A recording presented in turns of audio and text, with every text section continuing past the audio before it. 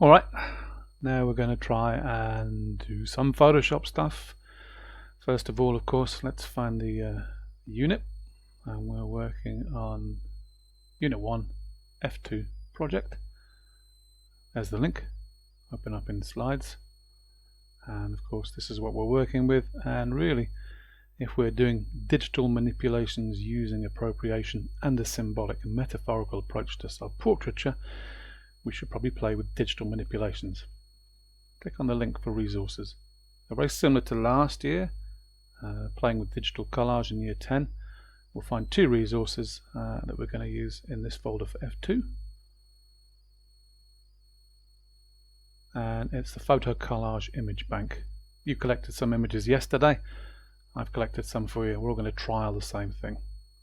So we've got a picture of Bondi Beach and Mr. Bean action figure.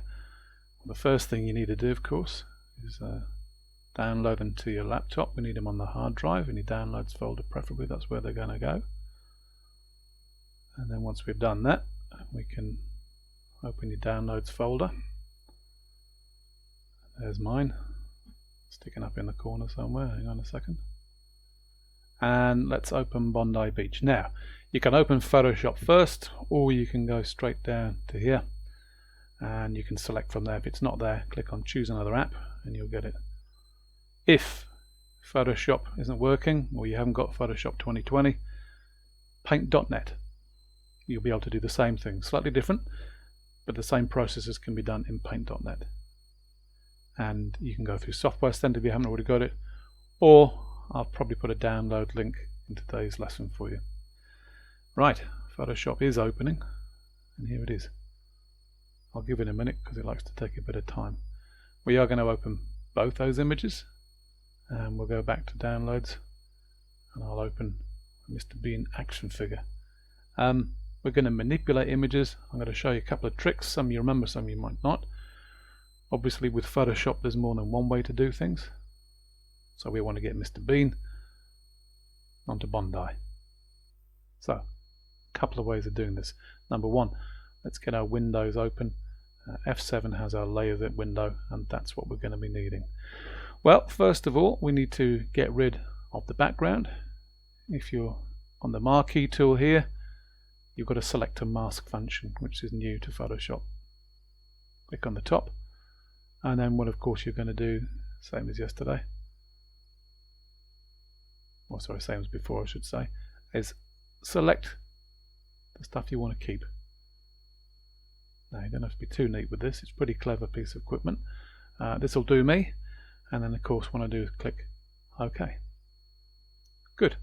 Now what we've done next, if you look down my layers window down here, right click, we want to apply that layer mask.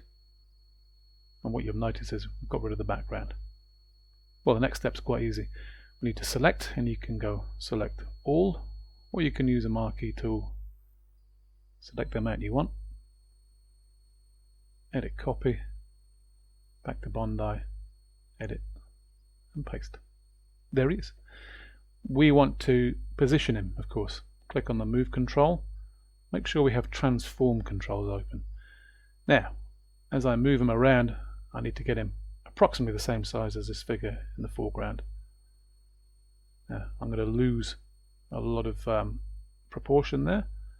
If I hold the shift button down, that's going to keep that proportion for me. We want something roughly the same size, of course. Now if you look where the sun's shining, the light's hitting our Mr. Bean character generally from the right, and the light in Bondi is coming from the left. Let's swap him around. We want Bean on the beach. He's slightly in the background a bit. Perspective means he's probably going to become a little bit smaller. So let's put him about there. Good. That's the basics of what you need to know. Now you can go and have a play around with some of the images you collected yesterday. Obviously put them into some sort of background. Today is about experimenting with digital collage. But while we're here, I'm going to show you how you might create a shadow for Bean. Well, to create a shadow, what we need is the shape of him. Here's a guide here. This shadow is the shape of her, but warped. So, the next thing we do is click on the layer I want to work on. If I haven't done already, I can select, edit, copy, edit, paste. Then I've got two beans. Layer 2 is this one here. Well, we want to make him look more like a shadow. Now, Photoshop, there's more than one way to do the right thing, or certain things, and we'll do this way. Image, adjustments, brightness and contrast. Drop the brightness down. You can increase the contrast if you click the Use Legacy button. Sorry, drop the brightness down, increase the contrast, or get rid of the contrast. Brightness does that. Good. Got a little light where the eye of the teddy was. Paint dropper tool on the left. Click on the background. Brush tool. It's done. So there we have our layer. Now we need to convert him to a shadow.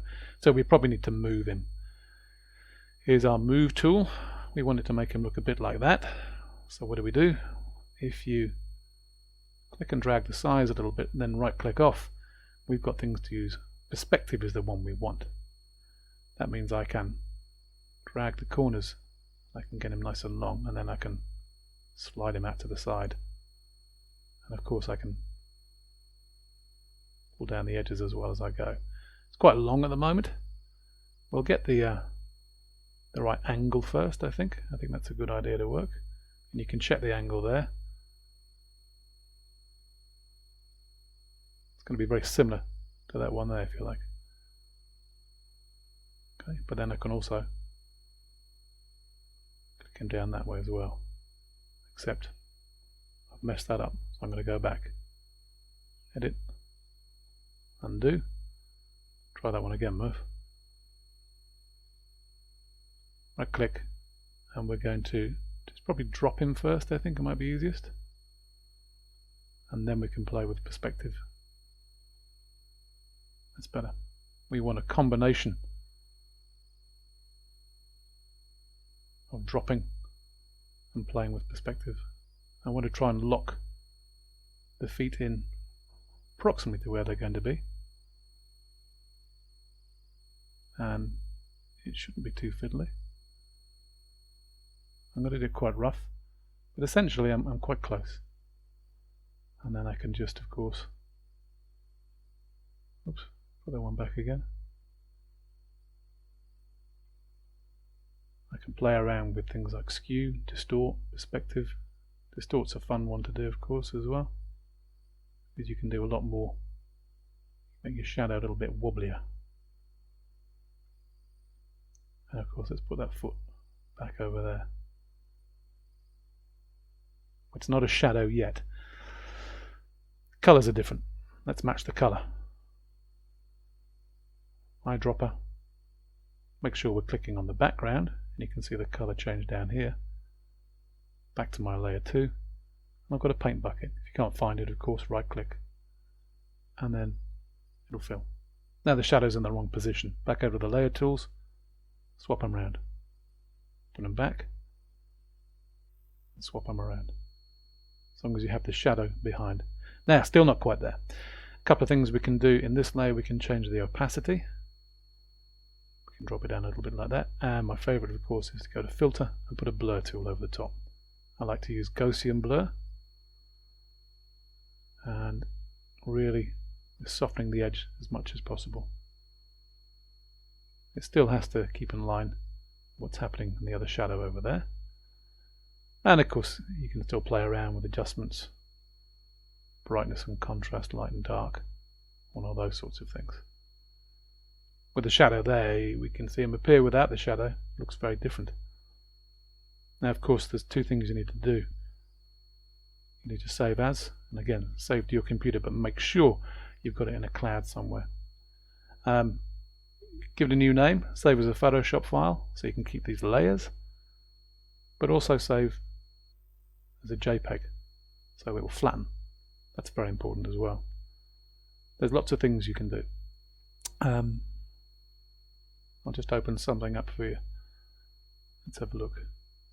Lots of Photoshop here for you.